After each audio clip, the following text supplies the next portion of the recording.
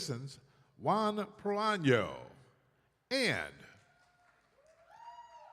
President and CEO of the National Urban League, Marc Morial.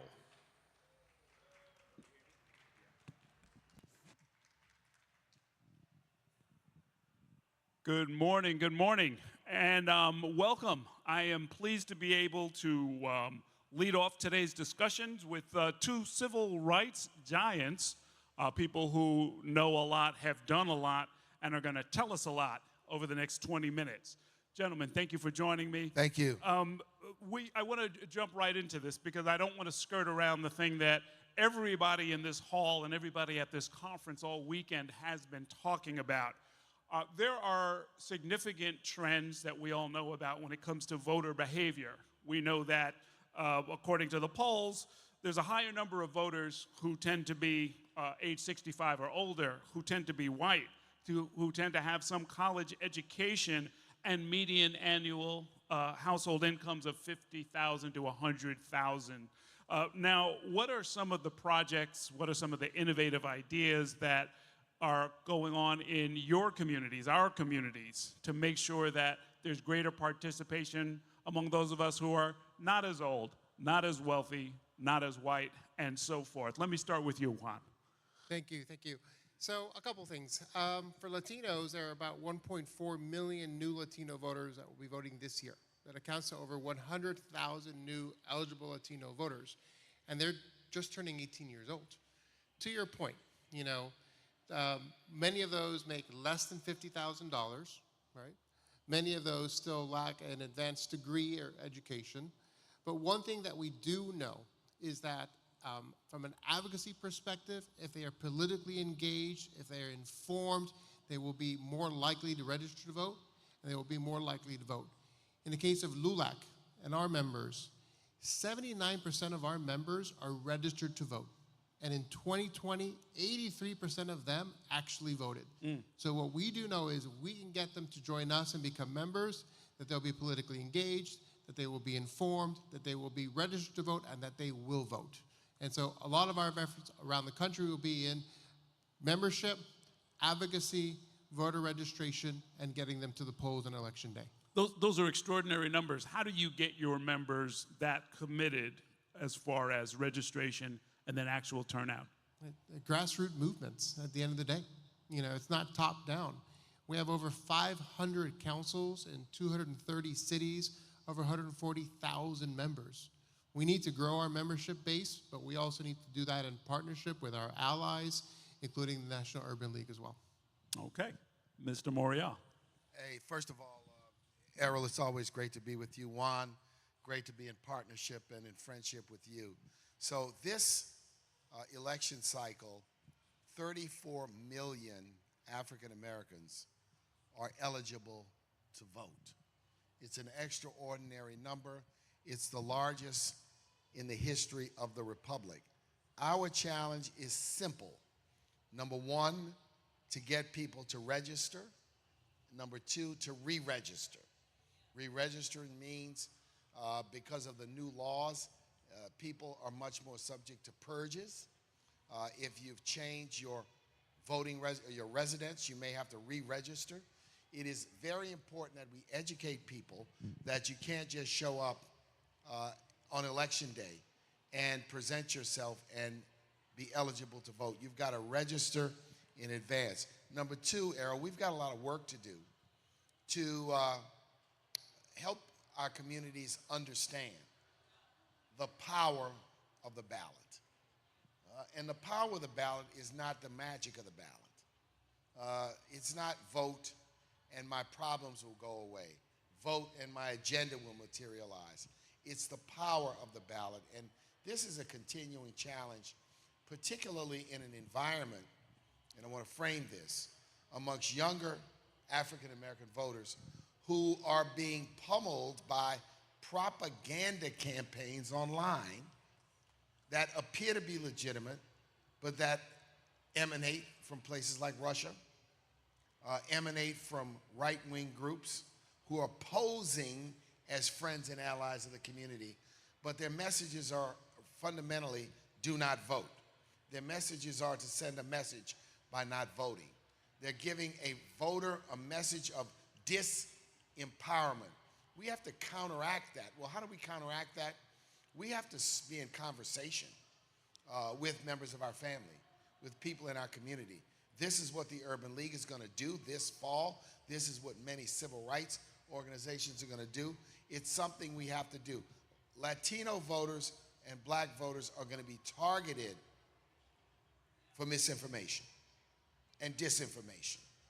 This is a new normal. This is not 2000. This is not 1980. This is not even 2008. It is very, very different. So we've got to gird, we've got to be mindful, and we've got to counteract and dismiss messages that would disempower us. And what have you found to be the most effective way of doing that? Because some of these dynamics, although they're being supercharged by some of the technology, it's been around for a long time. People getting negative messaging, negative campaigning, and so forth. I think peer pressure is a powerful tool in our community. When these conversations are taking place at home, in social settings, when people talk about voting, we have to counteract if someone says, I'm not voting. And we've heard it, and I hear it from some of the younger members of my own family and extended family. We got to say, oh, pause. Let me understand why you feel that way. See, I don't think we have to dismiss people's feelings, but what we have to do is counteract it with what indeed is at stake. Issues, student debt relief, for example, reproductive rights, economic empowerment, all this incredible money for infrastructure and manufacturing and climate change. How will it touch our community? Will we have elected officials who in fact are going to shape that money, direct that money, drive that money, and drive that opportunity into our community as well? One-on-one, you're going to see an unprecedented amount of money spent on digital campaigns, on television campaigns, on radio campaigns. I think you're going to see a return to much more aggressive community work, door knocking, rallies, and gatherings. All of that is positive, but those one-on-one conversations that you have with people in your friend circle, people in your family circle, is, I think, the most important thing to be able to do. Okay. Now, gentlemen, every poll that I've seen suggests that immigration in all of its dimensions, whether it's record high numbers of global refugees or the regular flow of immigration, border security and so forth, it's going to be a major issue in this race. And how do we collaborate across communities to create policies and conversations that make Black and Latino communities more comfortable with this conversation? Because what we've seen so far, or what we're starting to see, I believe, is what are called wedge issues, where people focus on language that's specifically intended to divide people. There was some talk in the most recent presidential debate about who's taking Black jobs, that sort of thing. And I think a lot of folk heard that and understood that it was an effort to divide, but what's the answer to that, Juan? Well, conversations like this, I think, are a great starting point, but also partnership. We know as a Latino organization, as a Latino civil rights organization, that we can't do it alone. There's absolutely no question that this is a wedge issue. The fact of the matter is that we are under-resourced in minority communities, a lot of time where they overlap between Hispanic and African American communities. But even within our own culture, Latinos are actually very divided. We want comprehensive immigration reform, right? We want common sense solutions. This is not about open borders. We understand that we need a policy change. We need enforcement change at the border as well, and we will continue to advocate for that. But the fact of the matter is that, we have new arrivals that have come from Afghanistan, from China, from Africa, for example. This is not just a Latino issue. And so we will continue to inform and educate our community. We'll continue to work very closely with our allies, but we will push Democrats and Republicans to come up with some comprehensive immigration reform. Let me offer a few observations. Number one, let me tell you what my Black job is. My Black job is to vote. Our black job is to vote against racism, foolishness, deception, trickery, and confusion. Send that message. Send that message. We know our job, and our job is to vote. Number two, the issue of immigration has been painted and stereotyped in this country as an issue of Latino immigrants. And the fact of the matter is that we have had since the early 1990s a rising number of immigrants from the African diaspora, from the Caribbean, from Africa. In the Caribbean, it's primarily from Jamaica and Haiti, but not exclusively from those two places. In Africa, it's been from Ethiopia and Nigeria and many other nations.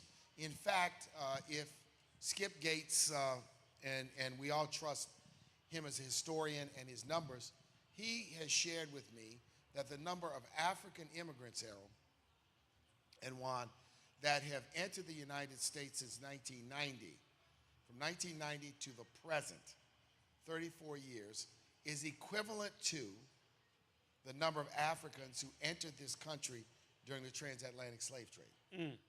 The numbers are significant. And black America is being reshaped by immigrants from the African diaspora, Africa, and the Caribbean, and in some cases, people of African descent from places like Great Britain and France and a number of other places. Top 2 NBA draft choices this year were French players of African descent. So understand that. Then number 2, we have to acknowledge, and this is true in the Latino community, the blended family. In my own family, my older daughter's mother is Liberian American. There are many, many families where one parent is African American, another one is African, another one is Latino or Afro-Latino or from the Caribbean. We have to acknowledge how significant this issue is. Then number three, there's a hypocrisy in the opposition to immigration in this country. Some of the most powerful interests in this country couldn't get their grass cut, couldn't get their children taken care of, couldn't get food on the table but for immigrants who are here working in the United States. And there's a hypocrisy. And that hypocrisy is, well, we'll let people come here to work, but we don't want them to raise and become Americans. We don't want them to send their children to school. We don't want them to have health care. There is a hypocrisy undergirding this. And I dare say this country has to be reminded that in the early 20th century, immigrants from Italy and Ireland, Western and Eastern Europe, came here and were welcomed. Give me your tired, give me your poor, give me your huddled masses, are the words on the Statue of Liberty, yearning to be free. So there's an equity issue undergirding this, and we must call it out. We must call out the hypocrisy of the arguments against, as Juan talks about, a comprehensive, if you will, immigration policy or law in this country. The final thing I want to say is there's something sinister going on. And this has been failed, our elected officials and the media failed to call this out. It's called human smuggling. There are people in places like Ecuador, Colombia, Honduras, and Guatemala who are being told by smugglers that for $3,000 or $4,000 or $5,000, that these folks will get them to the United States and they'll be granted automatic asylum. There's a misrepresentation going on where people are being used by smugglers and people who are enticing them to caravan their way to the southern border and caravan their way under false premises and false pretenses, right? We gotta understand this issue beyond what I call political rhetoric and political headlines. And those are the things, this is why essence is important. And for me to be and share this stage with Juan, because at NUL, we work with our Latino brothers and sisters because we understand the politics of geometry and the politics of addition and the politics of multiplication, which is that when we can be together, we will be stronger. Okay. In fact, on that note, I want to invite you both to share an experience in which, through strategic action, you were able to bring Black and Latino communities together. And not to put you on the spot, Juan, but I know from your biography that you've done a lot of work in the entrepreneurial space, but you've also done quite a lot of fundraising, including tens of millions of dollars in the aftermath of Hurricane Katrina. So I hope you'll share a little bit of that, but also talk generally about what it takes to bring these communities together. Well, thank you so much, and thank you, Marc, really for those kind of words, and we look forward to our continued partnership and working more closely with you. Yes, so economic empowerment, really one of the key drivers. Latinos are a key pillar to our American economy, right? We are the essential workers that are doing those jobs in the healthcare facilities and the hospitals. My path was an entrepreneurial perspective. I started a technology company. We've raised over $500 million, and I had the privilege under the leadership of Bruce Gordon, when he was the president of the NAACP, to actually run the Hurricane Katrina fundraising campaign. We actually did about $2.6 million. It was in about 18 days. It was the most money that they had actually ever raised online during that time, but we struggled. In those first 90 days under Bruce's leadership, we had Hurricane Katrina, Rosa Parks had basically passed away, and we also had the voting rights reauthorization during that same exact year in those first 90 days. I was very pleased to be able to play an important role in that. But a lot of the fundraising that we've done has really been outside of the minority communities. I've invested a lot in making sure that we can build capacity in Latino communities, in the African American community, in the Jewish community as well. And we need to get more of our activists, more of our members engaged, politically engaged, because our fundraising dollars can actually go a very long way to organizations like LULAC and to organizations like the Urban League as well. We can't solely rely on corporate fundraising at the end of the day. Let me just add that we're proud at the National Urban League to work with the League of United Latin American Citizens, as well as with Unidos US, the Mexican American Legal Defense Fund, the Hispanic Chamber. There's a coalition that has emerged of African American, Latino, Asian American, and Indigenous American leaders and organizations. I think in this era, I think we realize that there are some that want to just pit us against each other, turn this into a competition for crumbs, act as though when one community advances, another community steps back. This is an old, vicious narrative rooted in American racism and in a false sense of caste. We got to push back against it. And I say all the time that when you work with people, it doesn't mean unanimity on all fronts. It means collaboration where there are areas of common identity. Our State of Black America report demonstrates that African Americans and Latinos match up closely statistically when it comes to the wealth gap, when it comes to education, when it comes to health disparities, when it comes to a range of issues. We have much in common, which is why many policies that we can advance are going to benefit more than African Americans and Latinos and other communities as well. That's what we have to affirm. That's what I'm always excited about, Juan, to work together and find this common ground. I told Alfonso Errol that this conversation about allyship should be a part of every Essence Festival going forward in the future. Okay. A great note on which to end. Please join me in thanking these Thank you. gentlemen. Marc Morial of the National Urban League. Thank you, Errol. Juan Proano of LULAC. Thanks very much. Okay.